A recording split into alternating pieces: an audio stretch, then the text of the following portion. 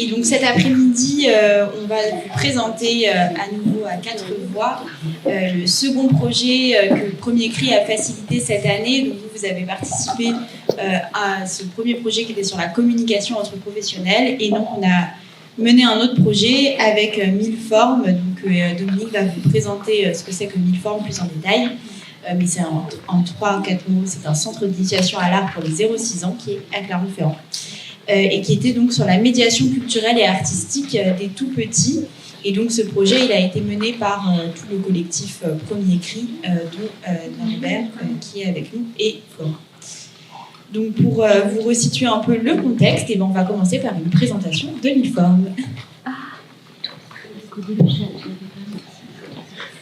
Une présentation rapide, c'est Milleforme, comme l'a dit Lisa tout à l'heure, c'est un centre d'art qui a été créé à Clermont-Ferrand par la ville de Clermont-Ferrand et le centre Pompidou. Et ce centre a plusieurs spécificités. La première, c'est que c'est un centre exclusivement, qui s'adresse exclusivement aux enfants de 0 à 6 ans et aux adultes qui les accompagnent. Donc c'est un centre centré sur orienté sur cette tranche d'âge-là. La deuxième spécificité, c'est notre programmation. C'est une programmation interdisciplinaire qui est renouvelée tous les 3 mois et dans laquelle nous présentons des dispositifs artistiques qui sont spécialement créés pour cette tranche d'âge par des artistes contemporains de à peu près tous les champs artistiques, des arts plastiques, le design, le spectacle vivant, etc. Et enfin, dernier point, c'est l'approche particulière qu'a Milleforme vis-à-vis de l'art contemporain. C'est une approche par le sensible et par le faire. L'ensemble des dispositifs sont interactifs ou collaboratifs ou immersifs, donc toujours une relation entre l'œuvre, le public, c'est-à-dire les enfants de 0 à 6 ans, et l'adulte qui les accompagne, mais vous le verrez dans la présentation du dispositif de Flora. Les enjeux du projet, du projet de recherche et action collaborative pour Milleforme. Milleforme étant le premier centre en France, peut-être même en Europe, peut-être au-delà, exclusivement destiné aux enfants de 0 à 6 ans, il est important qu'on puisse documenter cette expérience inédite, la documenter au sens scientifique, qu'on puisse aussi, on attendait aussi de la recherche-action, qu'elle contribue à une dynamique de réflexion au sein de l'équipe de médiation, pour faire un peu écho à ce qui a été dit ce matin sur l'arrivée de chercheurs dans des milieux professionnels. C'est aussi le moment où on peut poser une réflexion sur nos propres pratiques. Et là, je pense bien sûr particulièrement à notre équipe de médiatrices. L'équipe actuellement est 100% féminine. Voilà, c'est aussi donc alimenter leur pratique professionnelle et nourrir aussi le travail des artistes en ce qui concerne aussi bien la réception de leur dispositif que les interactions possibles, rendues possibles par les dispositifs artistiques. Voilà un petit peu ce que l'on attendait. Voilà, c'est le contexte dans lequel est né ce projet. Et pour continuer un petit peu, donc on est... Merci. On est les différentes personnes presque au complet présentes qui ont travaillé sur ce projet. Mais la designer du projet qui va vous présenter tout de suite le dispositif qui s'appelle Bébé Trek, donc Flora Cole. Ensuite, on avait l'équipe de médiation de Milleforme qui est représentée aujourd'hui par Dominique. Et c'était Marie-Hélène Gobo qui est la coordinatrice des médiatrices qui participait. Donc comme vous aviez des référentes. La référente de l'équipe de médiation, c'était Marie-Hélène, et Norbert, qui était impliqué en tant que scientifique du projet, qui avait déjà l'habitude de collaborer avec Milleforme. Donc c'est comme ça que le lien s'est fait. Et on avait aussi Zoé Eicherter, que vous connaissez, parce qu'elle a travaillé avec vous sur le projet précédent qu'on a présenté ce matin, qui nous a accompagnés plutôt du côté... donc elle n'a pas du tout travaillé sur le dispositif de Flora, elle a travaillé sur, vous allez voir, on a fait passer des questionnaires, et donc elle nous a aidés dans toute cette réflexion de la récolte des données, comment on fait des questionnaires, où les gens ont envie de répondre aux questionnaires et pas de le mettre à la poubelle. Voilà, c'était pour les co-chercheurs. Et maintenant, je laisse la parole à Flora pour vous présenter Bébé Trek. Alors bonjour, je m'appelle Flora Coel, je suis designer. Je suis spécialisée dans l'utilisation des ressources locales d'un territoire. Donc ça peut être des ressources naturelles comme du réemploi. Donc là, pour ce dispositif Bébé Trek, l'idée c'était pour les 0 à 2 ans. J'ai voulu travailler sur le thème de la randonnée, de la déambulation libre des bébés dans l'espace, qui puissent avoir différentes circulations possibles et qu'ils explorent en fait les éléments végétaux qu'ils trouvent sur leur passage. Dans ce principe-là de développer leur autonomie et leur instinct aussi, c'était de pouvoir tout toucher, de pouvoir tout manipuler, d'avoir un jeu de matière, un jeu de sens. Donc, il y avait des contraintes aussi par rapport à leur âge et le fait qu'ils allaient mettre à la bouche. Donc c'est pour ça qu'il y a aussi les végétaux qui sont protégés par du plastique.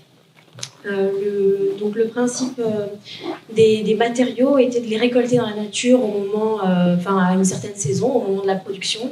Donc c'était d'observer la nature, de voir qu'est-ce qu'il y avait autour de moi et comment je pouvais le récupérer et le réintroduire dans le paysage que j'allais créer. J'ai aussi travaillé sur la question de l'échelle du dispositif. Je trouvais ça important que l'accompagnant soit inclus aussi dans l'espace de l'installation, qui puisse passer entre la forêt de bambou, qui puisse marcher sur les îlots et s'asseoir pendant que l'enfant explore de son côté, qui puisse interagir avec les tunnels en coton. Je pense qu'on peut peut-être passer voilà. Donc l'idée c'était que le parent puisse, ou l'accompagnant puisse aussi passer dans les tunnels. Donc il y avait ce jeu-là où il venait en soutien à l'enfant, il ne lui suggérait pas de faire un certain parcours, mais il pouvait être là si besoin. Voilà. Je pense que... Voilà. Merci Flora. Donc, comme vous avez présenté, rappelé ce matin le déroulé du projet de recherche qu'on a fait dans les crèches. Donc là, la particularité de celui-ci est qu'il a été fait en un temps record. Donc voilà, on parlait de la question du temps. Donc là, ça vous paraissait pas beaucoup, 10 mois. Là, on a fait en 5. Donc on avait eu des contraintes, c'était que le dispositif artistique de Flora était exposé pendant un certain temps à Milform, et donc il fallait que tout soit fait durant le temps de l'exposition du dispositif. Donc on a commencé en septembre 2021 par former l'équipe de médiation, former Norbert, Flora, on s'est tous rencontrés, et on savait que le dispositif allait être retiré mi-décembre, si je ne me trompe pas. Et donc on a préparé l'ensemble du projet, donc on a fait plusieurs réunions pour faire émerger une problématique et ensuite pour déterminer, comme on l'a fait ensemble sur le projet précédent, le cadre de recherche, mener les expérimentations à Milform, analyser les données. Alors ça, si on l'a fait en janvier, en décembre, pendant les vacances de Noël. et ensuite, donc à fin janvier, on a fait la réunion de restitution. Et donc là, on a fait une petite pause et on se rejoint aujourd'hui pour le colloque pour vous présenter à toutes et tous ce projet. Et donc une des choses que l'on a réalisées, c'était un état de l'art qui, comme dans le cas du projet précédent, a été un état de l'art un petit peu qu'on a fait tous ensemble avec l'équipe. Et ce qui nous a intéressés, c'est de se questionner autour de ce trio. Donc il y a autour du dispositif artistique, on va avoir le bébé, son accompagnant, donc qui peut à la fois être son parent ou quelqu'un de sa famille, mais aussi beaucoup d'assistantes maternelles qui viennent à Milform avec les enfants, ou des crèches aussi qui viennent à Milform avec des enfants. Et le médiateur ou la médiatrice culturelle de Milform qui va avoir un rôle dans cette rencontre. Et ce qui a émergé comme question de la part de l'équipe de médiation de Milform, ça a été de se questionner sur comment est-ce que la médiation culturelle, elle peut faciliter la rencontre entre les très jeunes enfants, donc là ils ont moins de 24 mois, donc public que vous connaissez bien, et leurs accompagnants autour du dispositif artistique. Quel va être le rôle spécifique, quel va être le regard que va porter le médiateur ou la médiatrice culturelle. Donc quand cette question a émergé, on a ensuite renvoyé la balle à Norbert pour aller regarder du côté scientifique ce qu'il pouvait en dire. Merci. Donc je vais faire très très rapide, mais en gros ce que ce tour de la littérature a montré, c'est qu'il y avait très peu d'études scientifiques, c'est-à-dire publiées dans des revues, autour de ce trio médiation, recherche, action, chez le très jeune enfant. C'est énormément de choses chez le très jeune enfant, en termes de développement, les étapes du développement, qu'est-ce qui stimule un enfant, qu'est-ce qui est important dans son environnement. Mais autour de ce trio, il n'y avait pas grand-chose, et les rares choses que l'on a pu trouver, en tout cas, s'orientaient autour de l'utilisation des nouvelles technologies, beaucoup. L'accompagnement numérique, utiliser des tablettes, rendre les choses interactives, énormément interactives, mais pas forcément autour d'un dispositif pensé, conçu, en particulier pour les très jeunes enfants, puisque là on est sur du 0-2 ans. Quand on parle de l'éveil à l'art, culturel, on peut aller, des enfants de 0 à 10, 12, voire les adolescents, 14, 16 ans. Et donc ce qui a été aussi observé, c'est que très très très peu de travaux en Europe et en France. En Amérique du Sud, en Amérique du Nord, beaucoup d'études pilotes, mais voilà, comme je le disais, essentiellement autour de l'outil numérique. Donc je ne dirais pas qu'on est parti d'une base totalement vierge. En tout cas, l'idée et la question qui a émergé, eh bien, j'allais dire, tombait tout à propos, et ça a motivé donc le travail qu'on a mis en place. Donc merci. Les enjeux de cette étude, donc premièrement c'était une étude comme le dit Norbert qui était très exploratoire parce qu'en fait il n'y avait pas grand chose qui existait et comme l'a dit Dominique, il n'y a pas d'autres centres d'art de ce type en Europe si je comprends bien. Et aussi Flora, dans ce que tu proposais, des choses pour les moins de 24 mois, c'est pas non plus très courant je pense, même s'il y a d'autres choses qui existent. Et donc nos objectifs c'était d'évaluer les ressentis des accompagnants du bébé et de la médiatrice culturelle lors d'une médiation. Donc plutôt un travail un peu de recueil d'expériences et de ressentis. Donc que pensent les accompagnants? Pourquoi est-ce qu'ils viennent dans un musée avec leur enfant? Comment est-ce qu'ils vivent avant, après la médiation? Et pour les médiateurs, comment ça se passe? Et donc à partir de ça, on voulait produire une description scientifique, donc avec les critères qu'on peut avoir en sciences, d'une médiation culturelle pour les moins de 24 mois en France. Comme le disait Norbert, on avait peut-être des travaux existants, mais chez les plus de 24 mois et pas en France. Et ça reboucle avec ce que présentait Dominique au tout départ, c'était aussi de dessiner de futures pistes de réflexion sur lesquelles les médiatrices et médiateurs culturels jeunes publics pourraient s'appuyer afin d'adapter leurs pratiques. Donc c'est pas du tout des bonnes méthodes, c'est pas du tout de dire qu'est-ce qu'il faut faire, mais c'était plutôt comment est-ce qu'on peut, et c'est ce qu'on a aussi essayé de faire ensemble dans ce premier projet qui a été présenté ce matin, comment est-ce qu'on peut ouvrir de la réflexion, de la discussion, se dire sur quoi on est d'accord, pas d'accord. Donc c'était ce qu'on essayait de lancer. Donc quelle est la méthode qu'on a employée?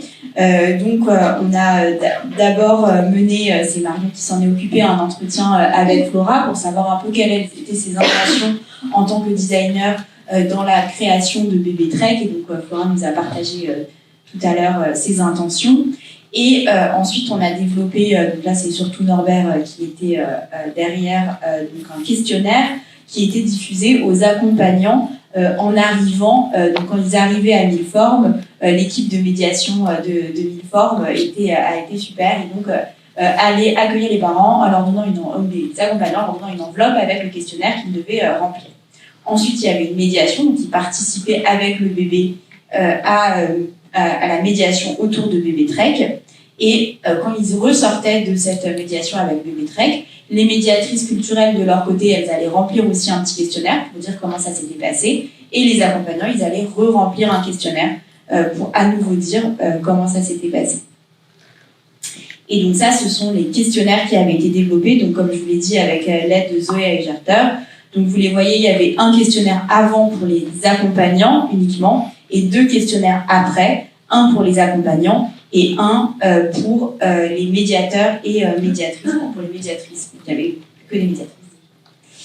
Et je vais maintenant donner la parole à Norbert pour les résultats. Donc pour l'entretien avec Flora, je ne vous représente pas ce que Flora vous a déjà expliqué, mais vous avez pu savoir quelles étaient ses intentions, donc les sources d'inspiration qui étaient de la nature. Je refais quelques points: les interactions avec l'enfant, une médiation libre, la relation aux adultes, un rôle fort de la médiation et aussi une pratique de designer de sensibiliser les enfants de manière consciente.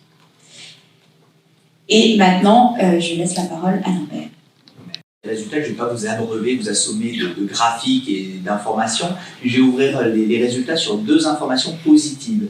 Déjà, mais c'est important, c'est vrai qu'on va avoir le bénéfice d'avoir mené un entretien préalable avec Flora. pour connaître ses intentions, pour savoir ce qu'elle comptait mettre en œuvre, ce qui était possible de faire, et notamment eh bien, les comportements aussi bien des médiatrices que la manière dont les questionnaires ont été préparés. Et là, je passe du côté de Milford. Dans ces questionnaires, on a énormément discuté. Il n'était absolument pas question d'évaluer la pratique de médiation. Et ça, c'était très important. L'idée, c'était vraiment d'avoir le ressenti, la perception, aussi bien des accompagnants que des médiatrices. Donc, c'est vraiment un travail qui a très bien fonctionné, qui était vraiment important. Et du coup, certains résultats, et c'est là le côté positif, ne sont pas surprenants, vu que le travail en amont a été bien mené. Il suffit de regarder rapidement ces quelques graphiques. Bon, déjà, quand on regarde un petit peu quel était le préalable à la participation à Bébé Trek, on voit que 84% des personnes qui ont accompagné les enfants entre 0 et 24 mois n'étaient encore jamais venues visiter ce dispositif. C'était une grande première. Donc ça veut dire qu'il y a quand même une petite part qui revenait une seconde fois, ou une troisième fois peut-être. Sur la connaissance de l'installation artistique, on voit que ça se répartit de manière très homogène. Là encore, la campagne de diffusion d'informations a marché par tous les supports, que ce soit la presse, que ce soit la voie d'affichage, que ce soit même par le personnel de Milford ou par le bouche à oreille. On a une répartition relativement homogène. Quand on regarde maintenant ce qui a motivé, ça c'est important, puisqu'on va retomber sur les prérequis et un petit peu le postulat de Milford et les attentes de Flora, c'est que quand même près de 40% des personnes qui ont emmené leurs enfants sont venues visiter le dispositif parce que c'était adapté à la tranche d'âge. Ils n'ont pas débarqué sur un dispositif où « Ah oui, mais il faut plutôt avoir 3 ans quand même en AD. » Non, au contraire. Ça attirait parce que ça correspondait à des effets d'attente, notamment parce qu'il y a très peu de dispositifs dédiés spécifiquement aux 0-2 ans. Quand on regarde, et là, je donne un résultat qui n'est pas présenté par la suite, la durée idéale pour un enfant, finalement, qu'est-ce que c'est 30 minutes, 45 minutes, 5 minutes? Est-ce qu'un enfant de 9 mois peut rester 10-15 minutes sur un dispositif? Quand on interroge un petit peu les accompagnants, pour eux, 15-20 minutes est une durée idéale. Et quand on va aller voir les résultats sur la perception de la médiation, tout le monde l'a trouvé adapté. Et quand on recense la durée moyenne, on est dans cette fourchette 15-20 minutes. Pour la suite, information importante, quand on demande aux accompagnants comment doit se faire finalement l'exploration d'un dispositif dédié aux enfants de 0-24 mois, bon, sans surprise, la présence de l'accompagnant, donc ça peut être les parents, les tontons, ça peut être des assistants, assistantes maternelles et ainsi de suite, à plus de 50%.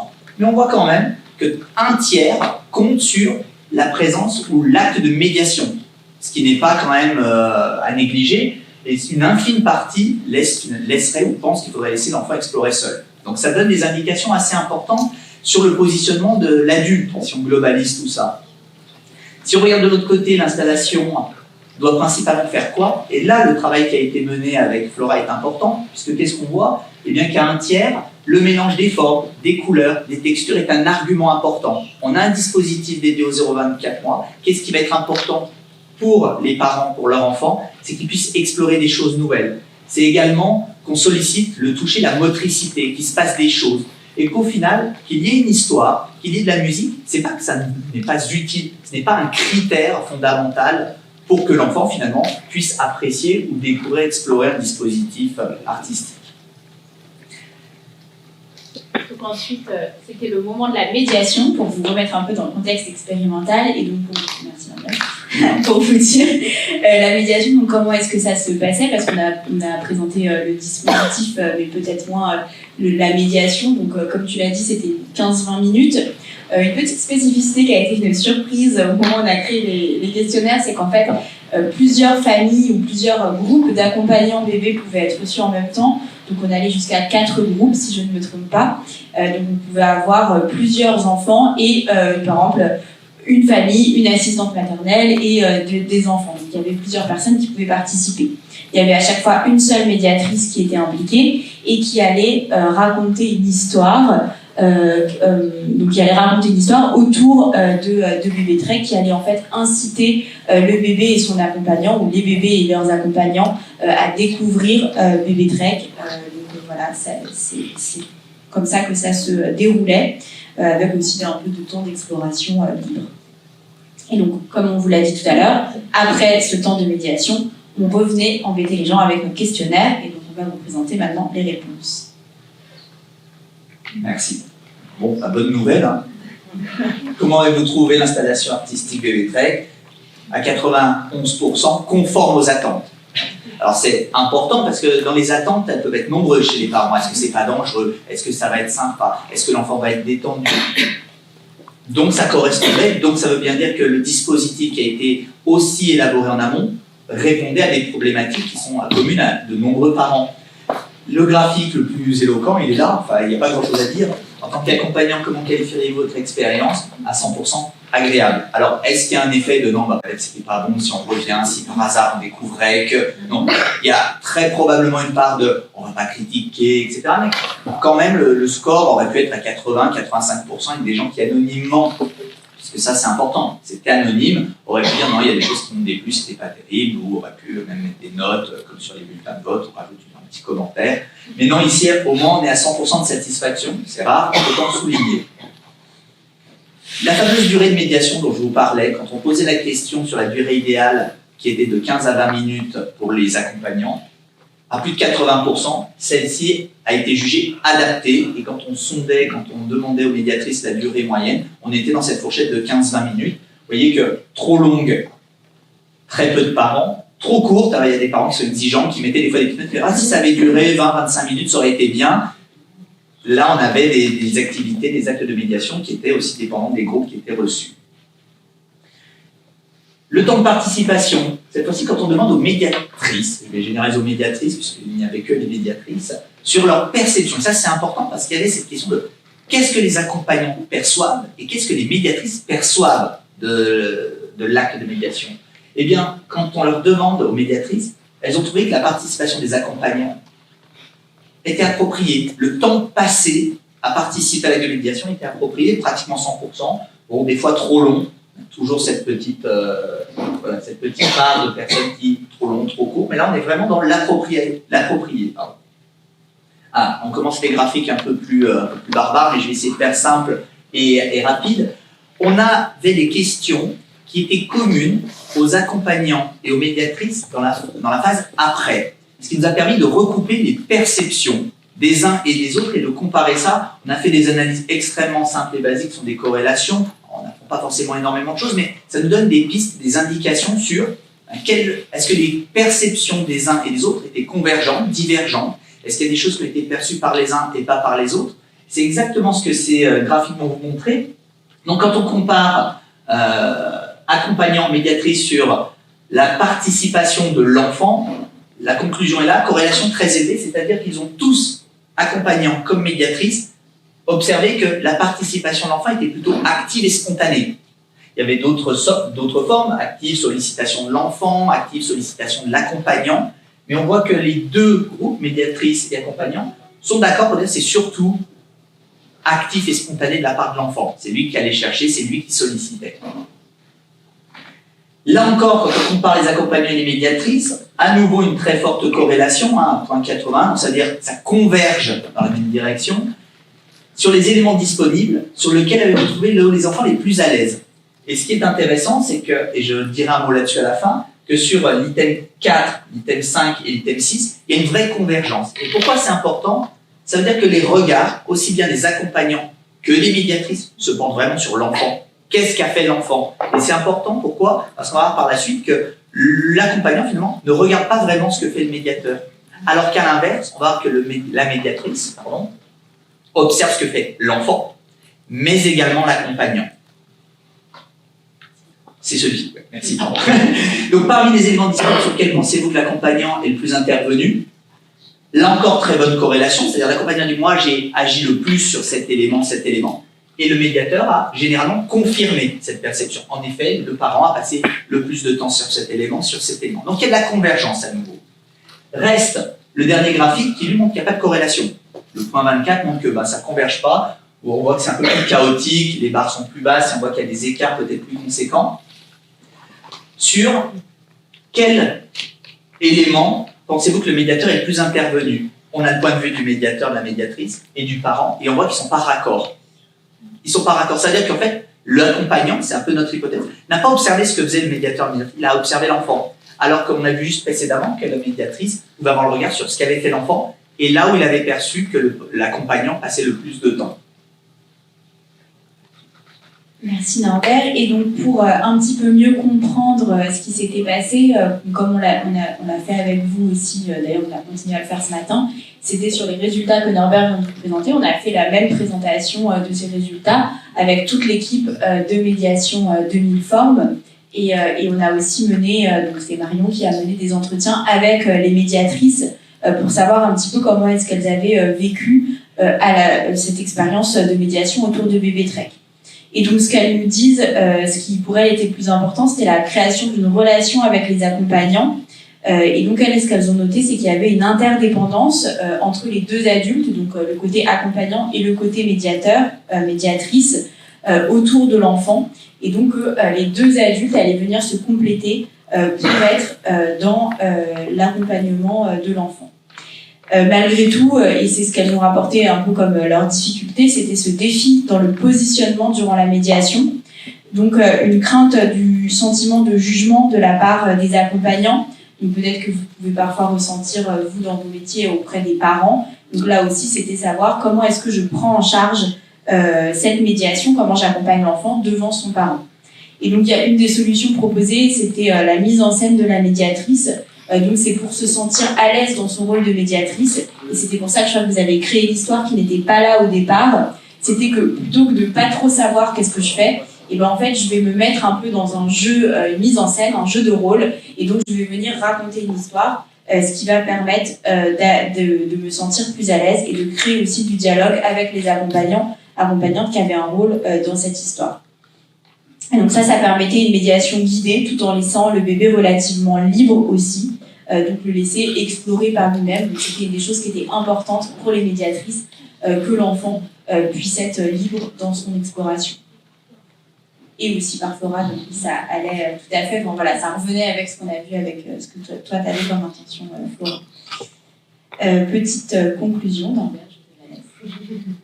Et bien en conclusion, on peut dire que finalement, l'inclusion de l'accompagnant et la présence de la médiatrice, ça s'est fait un peu de manière très harmonieuse. Il n'y a pas de sentiment d'intrusion, il n'y a pas non plus le fait de voir les accompagnants déléguer 100% de l'acte de médiation à la médiatrice, qui a un vrai travail professionnel. Le regard de la médiatrice, de percevoir ce que fait l'enfant et le parent, quand le parent est vraiment venu en exploration, en accompagnant, a quand même, je vais dire, plutôt focalisé son attention sur l'enfant. Et je ne dirais pas que la médiatrice est passée inaperçue, donc le travail, entre guillemets, a été bien fait. Elle est là, elle a accompagné, elle savait être sollicitée à la demande ou s'exprimer d'elle-même, sans que le parent juge ça de manière désagréable, déplaisante, qu'on lui prenne son enfant pour faire à sa place. Donc il y a vraiment un élément important sur ce dispositif de perception qu'on peut avoir du travail de médiation et de la place du parent. Et également, ce que ça a montré, c'est l'importance de discuter en amont. Quelles sont les attentes d'un ou d'une designer? Qu'est-ce qu'il y a derrière la tête? Et qu'est-ce que l'on peut mettre vraiment en œuvre compte tenu des étapes de développement d'un enfant? Un enfant ne peut pas tout faire à n'importe quel âge de la vie. On lui prête souvent des qualités qu'il n'a pas et à l'inverse, il n'a pas certaines qualités qu'on aimerait lui prêter. Et ce sera d'ailleurs, je ferai la même blague qu'à Montpellier, à votre avis, quels sont les items sur lesquels le bébé a le plus porté son attention et ceux qu'il a le plus délaissés. Puisque tout à l'heure, je vous ai dit de I, 1, 2, 3, 4, 5, 6, on n'a pas forcément précisé. Donc là, vous avez les numéros, donc c'est un peu de la triche, mais si je vous pose la question, à votre avis, où est-ce que l'enfant, et du coup, mécaniquement, l'accompagnant a passé le plus de temps, qui vous aviez comme ça, d'après vous? Le tunnel, effectivement. Le cache-cache, le fait de pouvoir ramper, d'avancer en pseudo-autonomie, le fait, mais si je ne me trompe pas, Flora, que le tunnel pouvait se séparer, donc on pouvait pénétrer à l'intérieur s'il y avait besoin d'intervenir. Donc ça, c'est intéressant déjà, ça reprend un peu ce que l'on sait sur la motricité, le comportement de l'enfant. Et à votre avis, l'item le moins... Non. Oui, exactement. Ce qui était en hauteur. Donc on a récupéré également des informations sur l'organisation spatiale des éléments qui pourraient être très attractifs. Une boule à facettes peut-être au plafond aurait attiré le regard, mais quand on pense enfant 0-24 mois, il y a des paramètres du développement moteur, de la perception visuelle, qui aussi entravent cette découverte de ce qui peut se passer en hauteur, sauf si l'enfant est porté. Donc ça nous donne des indicateurs assez intéressants, qui confirment ce que la littérature nous a déjà donné, et qui peut peut-être guider les pistes de réflexion sur le développement de nouveaux dispositifs artistiques, en se disant, peut-être plutôt que de le mettre en hauteur, mettons-le à portée de main. Par exemple, mais c'était l'aménagement de l'espace, je suis bien d'accord, mais c'est important parce que ça confirme aussi certaines choses. D'accord, je peux apporter une petite... Ah oui. Du coup, le petit carillon, en fait, c'était une volonté de ma part de le mettre hors de portée. L'idée était justement de créer cet accompagnement de l'accompagnant avec l'enfant, de le porter et de le faire ensemble. Donc c'était un petit peu de diriger cette action-là et de pas le mettre proche du sol pour que l'enfant le fasse seul. Voilà, c'est un tout petit détail qui utilisait différemment. Merci. Et merci pour votre écoute. Et pour vous préciser, donc Norbert me disait qu'il allait faire la même blague qu'à Montpellier. Donc pourquoi est-ce qu'il m'a dit ça? Parce que il y a 2 semaines maintenant, donc notre petite troupe se représente à différents endroits. Et donc on était à un colloque scientifique à Montpellier. Et on a posé la même question et eux, ils se sont tous trompés. Donc, tous les psychologues du développement qui sont tous chercheurs, ils n'ont pas donné la bonne réponse et vous avez fait 2 essais, 2 bonnes réponses. Donc voilà, ce sera la conclusion.